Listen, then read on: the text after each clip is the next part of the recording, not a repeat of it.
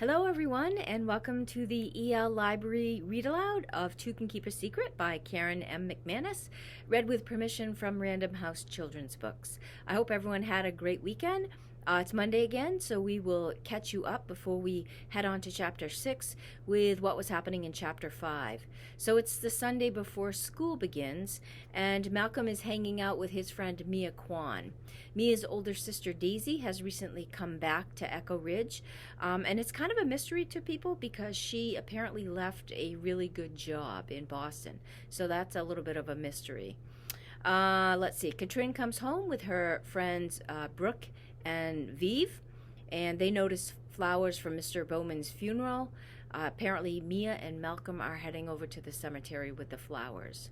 So they go over to the cemetery, Mia and Malcolm, and they notice something strange in the distance. They can't really see it, but they can see that it's something strange from Mr. Bowman's grave.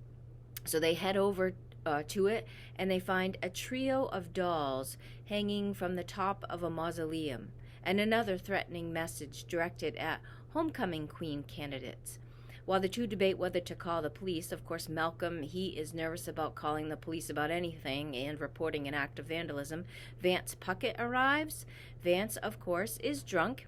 He tells them to go and get the authorities, but not before telling Malcolm that his stepsister, Katrin, had better be careful, as it doesn't seem like a great year to be homecoming queen. And the message, I can just read that really quickly. The message said, let's see, I'm back, pick your queen, Echo Ridge, happy homecoming. So a little bit creepy.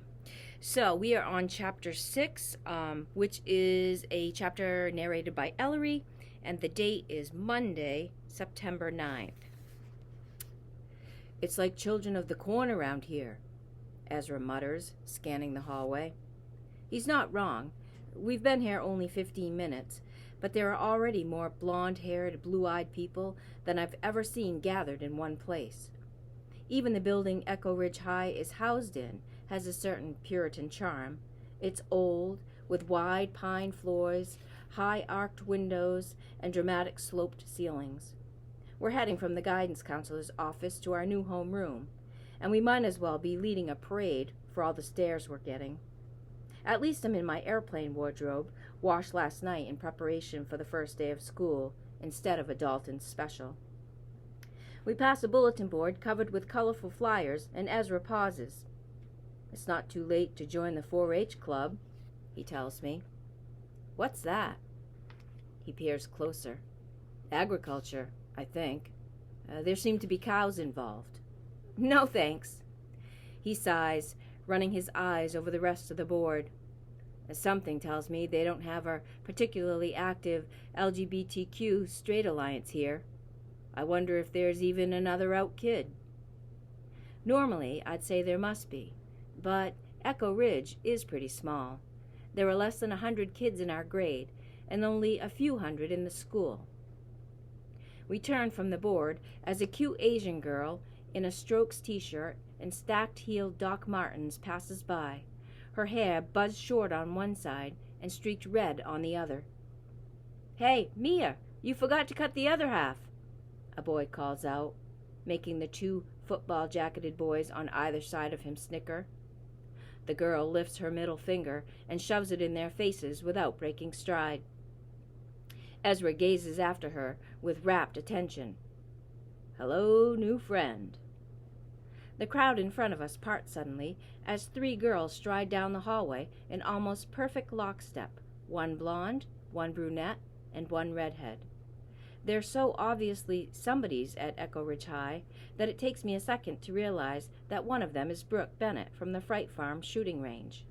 She stops short when she sees us and offers a tentative smile. Oh, hi. Did Murph ever call you? Yeah, he did, I say. We have interviews this weekend. Thanks a lot. The blonde girl steps forward with the air of someone who's used to taking charge. She's wearing a sexy preppy outfit, collared shirt under a tight sweater, plaid miniskirt, and high-heeled booties. Hi, you're the Cochran twins, aren't you? Ezra and I nod. We've gotten used to our sudden notoriety, Yesterday, while I was grocery shopping with Nana, a cashier I'd never seen before said, "Hello, Nora," and Ellery, as we were checking out. Then she asked me questions about California the entire time she was bagging our groceries. Now the blonde girl tilts her head at us. "We've heard all about you." She stops there, but the tone of her voice says, and when I say all, I mean the one-night stand father, the failed acting career, the jewelry store incident, the rehab, all of it. It's kind of impressive how much subtext she manages to pack into one tiny word. "I'm Katrin Nilsson. I guess you've met Brooke, and this is Viv." She points to the red-haired girl on her left. I should have known. I've heard the Nilsson name constantly since I got to Echo Ridge, and this girl has town royalty written all over her. She's not as pretty as Brooke, but somehow she's much more striking, with crystal blue eyes that remind me of a Siamese cat's. We all murmur hellos, and it feels like some sort of uncomfortable audition. Probably because of the assessing look Katrin keeps giving Ezra and me, as though she's weighing whether we're worth her continued time and attention. Most of the hallway is only pretending to be busy with their lockers while they wait for her verdict. Then the bell rings, and she smiles.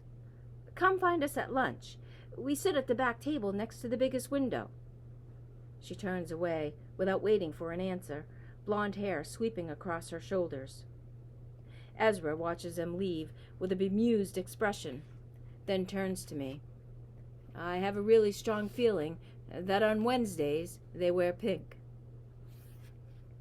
Ezra and I have most of the same classes that morning, except for right before lunch, when I head to AP Calculus and Ezra goes to Geometry. Math isn't his strong suit, so I end up going to the cafeteria on my own. I make my way through the food line, assuming that he'll join me at any minute, but when I exit with a full tray, he's still nowhere in sight. I hesitate in front of the rows of rectangular tables, searching the sea of unfamiliar faces, when my name rings out in a clear, commanding voice. "Ellery!" I look up and spot Katrin with her arm in the air. Her hand makes a beckoning motion. I'm being summoned. It feels as though the entire room is watching me make my way to the back of the cafeteria. Probably because they are. There's a giant poster on the wall beside Katrin's window table, which I can read when I'm less than halfway there. Save the date. Homecoming is October 5th. Vote now for your king and queen. When I reach Katrin and her friends, the red-headed girl, Viv, shifts to make room on the bench. I put my tray down and slide in next to her, across from Katrin. "Hi," Katrin says, her blue cat's eyes scanning me up and down. If I have to dress in clothes from Dalton's tomorrow, she's definitely going to notice. "Where's your brother?" "I seem to have misplaced him," I say, "but he always turns up eventually." "I'll keep an eye out for him," Katrin says. She digs one pale pink nail into an orange and tears off a chunk of the peel, adding, "So, we're all super curious about you guys. We haven't had a new kid since—" She scrunches her face. "I don't know, 7th grade, maybe?" Viv straightens her shoulders. She's small and sharp-featured, wearing bright red lipstick that goes surprisingly well with her hair. "Yeah, that was me." "Was it? Oh, right. It's such a happy day." Katrin smiles, distractedly, still focused on me. "But moving in middle school is one thing. Senior year is rough, especially when everything is so new. How do you like living with your grandmother?" At least she didn't ask, like the grocery store cashier yesterday, if I'd left a Hollywood hottie behind. The answer to that is no, by the way. I haven't had a date in 8 months. Not that I'm counting.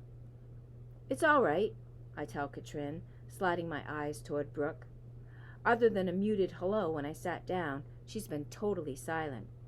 A little quiet, though. "What do you guys do for fun around here?" I'm hoping to draw Brooke into the conversation, but it's Katrin who answers. "Well, we're cheerleaders," she says, waving a hand between her and Brooke. "That takes up a lot of time in the fall, and our boyfriends play football."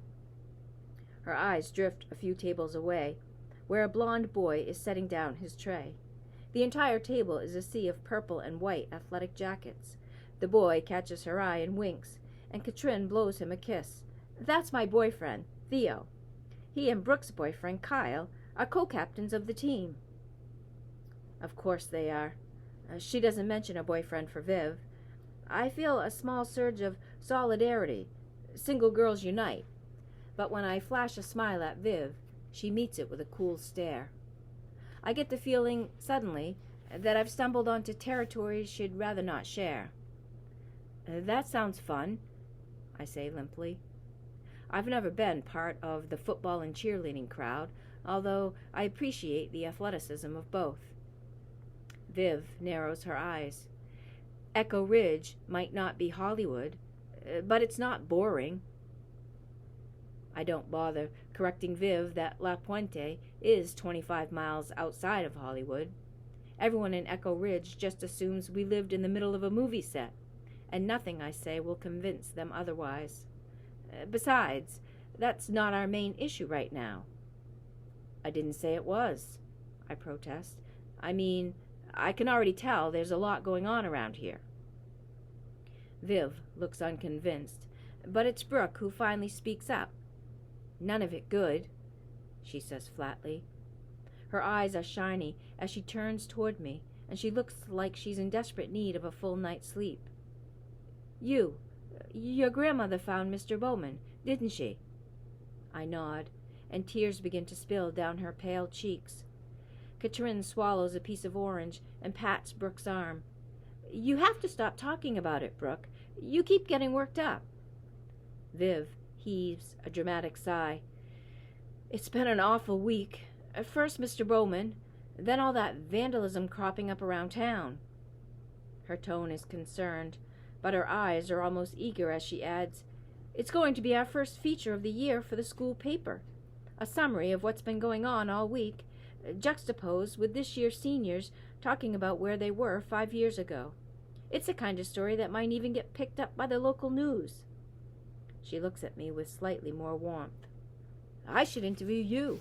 You found the graffiti at the cultural center, didn't you? You and Malcolm? Yeah, I say. It was awful, but not nearly as awful as the cemetery. That made me sick when I heard about it, especially when I tried to imagine how the Kilduffs must feel. The whole thing is horrible, Viv agrees, turning toward Katrin and Brooke. I hope nothing bad happens when you guys are announced next Thursday. Announced? I ask. They're going to announce the homecoming court at assembly next Thursday morning, Viv explains, gesturing toward the homecoming poster over Brooke's shoulder. Everyone's voting between now and then. Did you download the Echo Ridge High app? Homecoming votes are on the main menu. I shake my head. No, not yet. Viv makes a tisking noise. Better hurry. Voting closes next Wednesday, although most of the court is already a done deal. Katrin and Brooke are total shoo-ins. You might get nominated too, Viv, Katrin says graciously. Even though I just met her, I can tell she doesn't actually believe there's a chance in hell of that happening. Viv shudders delicately. No, thank you. I don't want to be on the radar of some murderous creep who decided to strike again. Do you really think that this is what it's about? I ask, curious. Viv nods, and I lean forward eagerly. I've been thinking about the vandalism almost non-stop for the past couple of days, and I'm dying to share theories, even with Viv. Interesting. Maybe. I mean, it's definitely what the person who's doing it wants us to think, and that's disturbing on its own. But I keep wondering, even if you were brazen enough to get away with murder, and then brag about doing it again 5 years later, the MOs are completely different. Katrin's face is a total blank. M.O.? She asks. Modus operandi, I say, warming to the topic. It's one where I'm perfectly confident. You know, the method somebody uses to commit a crime. Lacey was strangled. That's a very personal and violent way to kill someone, and not likely to be premeditated. But these threats are public, and they require planning. Plus, they're much less, well, direct. To me, it feels more like a copycat, which isn't to say that a person isn't dangerous, but maybe they're dangerous in a different way. There's a moment of silence at the table until Katrin says, "Huh," and bites into an orange slice. She chews carefully, her eyes fixed on a spot somewhere over my shoulder. There it is, I think. She just mentally dismissed me from the popular crowd. That didn't take long. If Ezra's told me once, he's told me 100 times. Nobody wants to hear your murder theories, Ellery. Too bad he bailed on me for lunch. Then a new expression comes across Katrin's face, one that's sort of irritated and indulgent at the same time. "You're going to get kicked out of school one day for wearing that shirt," she calls to someone. I turn to see Malcolm Kelly in a faded gray t-shirt with KCUF written across the front in block letters. "Hasn't happened yet," he replies. In the bright fluorescent lights of the Echo Ridge High cafeteria, I get a much better look at him than I did at the Cultural Center. He's wearing a backwood baseball cap over unruly brown hair, framing an angular face and wide-set eyes. They meet mine and flicker in recognition. He waves, and the movement jars his tray enough that he almost drops the whole thing. It's totally awkward and also, weirdly, kind of cute. "I'm sorry," Viv says as Malcolm turns away in the least apologetic tone I've ever heard, "but I find it super sketch that the first person to see both threats is Declan Kelly's weirdo brother." She shakes her head emphatically. Something's off there." "Oh, Viv," Katrin sighs, like they've had some variation on this conversation at least a dozen times before. "Malcolm's all right. Kinda nerdy, but all right." "I don't think he's a nerd."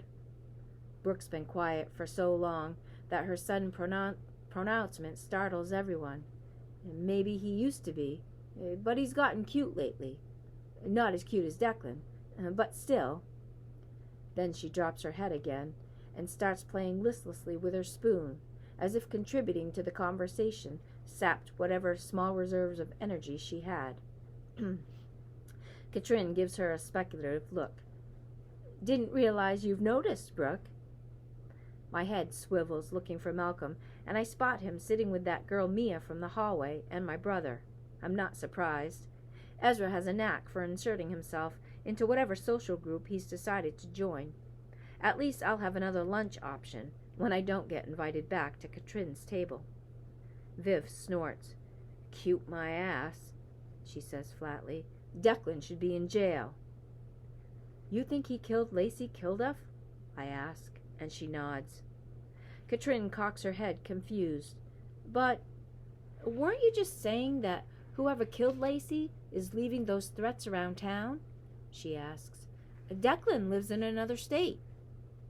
Viv leans an elbow on the table, staring at her friend, eyes wide. "You live with the Kellys, and you seriously don't know?" Katrin frowns. "Know what?" Viv waits a few beats for maximum impact, then smirks. Declan Kelly is back in town. And that's the end of Chapter 6. We'll continue right here tomorrow afternoon with Chapter 7 of Two Can Keep a Secret by Karen M. McManus. Thank you for joining in today, for listening. I appreciate that, and I hope that you can join in again tomorrow. Again, our link, we are now on YouTube, but we are posting our link, and I will do that later again today in case you've missed any chapters and you want to catch up, onto Facebook. So look for that link there later today. Thanks again. Have a great day, everyone. Bye.